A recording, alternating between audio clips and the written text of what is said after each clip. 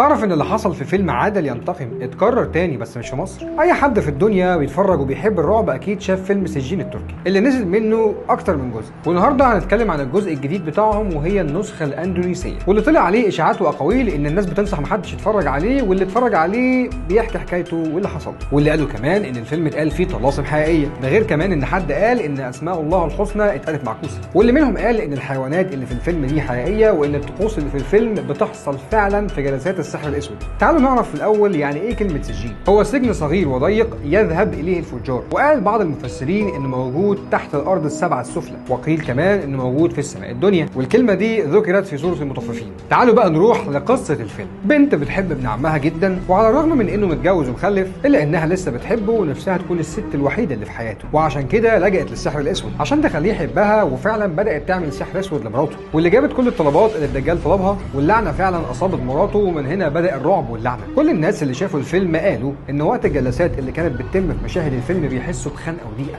على عكس اللي كان بيحصل في الاجزاء اللي قبل كده كان رعب فقط، وده بيفكرهم بنفس الاحساس اللي حسوه لما شافوا فيلم عادل ينتقم. للناس اللي ما تعرفش ايه اللي حصل في فيلم عادل ينتقم، المخرج ياسين اسماعيل ياسين قرر انه يزود جرعه الرعب، فاستعان بواحد من الروحانيين في مصر ساعتها اسمه الفلكي الحسيني.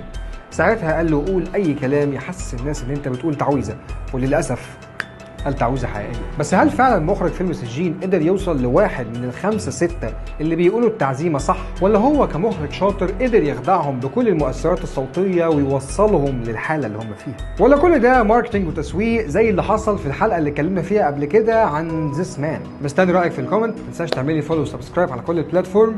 سلام.